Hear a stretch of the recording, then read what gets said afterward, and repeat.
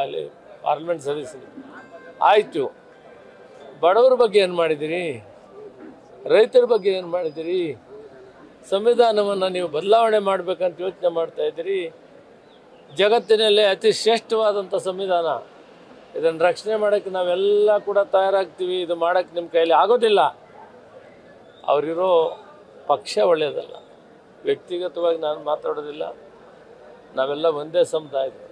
ಆದರೆ ಅವರಿರುವಂಥ ಪಕ್ಷ ಒಳ್ಳೆಯದಿಲ್ಲ, ನಮ್ಮ ಪಕ್ಷ ಒಳ್ಳೆಯದು. ಅದಕ್ಕೆ ಚಂದ್ರಣ್ಣ ಓಟ್ ಹಾಕ್ತಾರೆ. ಸರ್, ಈಗ ಆರ್ ಅಶೋಕ್ ಅವರು ಹೇಳಿದ್ದಾರೆ, ಸೆಂಟ್ರಲ್ ಗೌರ್ಮೆಂಟ್ ಕೊಟ್ಟಿರೋ ಫಂಡಲ್ಲಿ ಗೃಹಲಕ್ಷ್ಮಿ ಯೋಜನೆ ಹಣವನ್ನು ಕೊಡ್ತಾ ಇದೆ ರಾಜ್ಯ ಸರ್ಕಾರ ಅಂತ. SDRF ಫಂಡನ್ನು ಬಳಕೆ ಮಾಡ್ಕೊಳ್ತೀವಿ. ನಮ್ಮ ರಿಸೋರ್ಸಲ್ಲೇ ಕೊಟ್ಟಿದ್ದೀವಿ, ಅವ್ರು ದುಡ್ಡೇ ಕೊಡಲಿಲ್ಲ.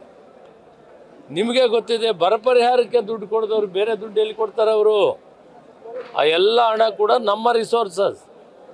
One of the best finance minister, chief minister in the country ಅಂತ ಅತ್ಯುತ್ತಮವಾದಂಥ ಬಡ್ಜೆಟನ್ನು ಕೊಟ್ಟಿದ್ದಾರೆ. 14ನೇ ಬಡ್ಜೆಟ್ ಮಂಡಿಸುವಾಗ ಎಲ್ಲ ಯೋಚನೆ ಮಾಡ್ತಾಯಿದ್ರಿ, ಏನಪ್ಪ ಇವ್ರ ಹತ್ರ ದುಡ್ಡೇಲಿದೆ, 30-40 ಸಾವಿರ ಕೋಟಿ ರೂಪಾಯಿ ಖರ್ಚು ಮಾಡಬೇಕಲ್ಲ, ಹೇಗೆ ಮಾಡ್ತಾರೆ ಅಂತ ನೀವೆಲ್ಲ ನೋಡಿದ್ದೀರಿ.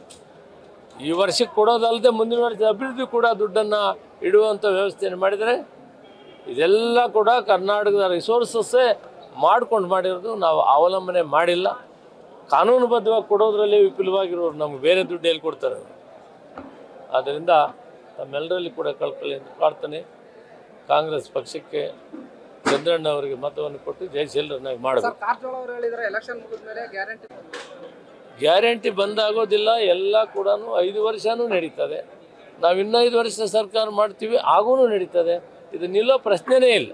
ಅದಕ್ಕೆ ಆದಂಥ ವ್ಯವಸ್ಥೆ ಮಾಡ್ಕೊಂಡಿದ್ದೀವಿ.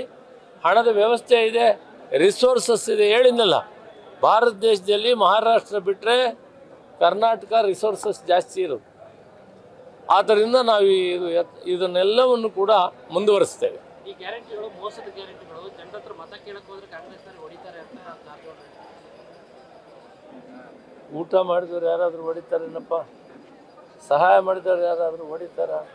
ಏನು ಅನ್ಯಾಯ ಆಗಿದೆ ಅಂತ ಹೊಡಿತಾರೆ? ಕಷ್ಟ ಕಾಲದಲ್ಲಿದ್ದವ್ರಿಗೆ ಇವತ್ತು ಉರಿ ಬಿಸಿಲಿದೆ, ಈ ಸಾರಿ ಬೆಳೆ ಇಲ್ಲ, ಫಸಲಿಲ್ಲ, ನಾವು ಅಕ್ಕಿ ಕೊಟ್ಟಿದ್ದೀವಿ, ಊಟ ಮಾಡ್ತಾರೆ, ಅವ್ರು ಹೊಡಿತಾರೆ ಅಂತದ್ದು ಹಾಸ್ಯಾಸ್ಪದವಲ್ಲವೇ?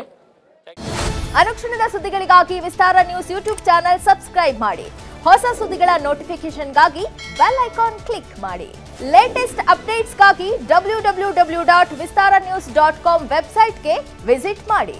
ಅಂಗೈಯಲ್ಲೇ ಜಗತ್ತಿನ ಸುದ್ದಿ ತಿಳಿಯಲು ವಿಸ್ತಾರ ನ್ಯೂಸ್ ಕನ್ನಡ ಆಪ್ ಡೌನ್ಲೋಡ್ ಮಾಡಿ.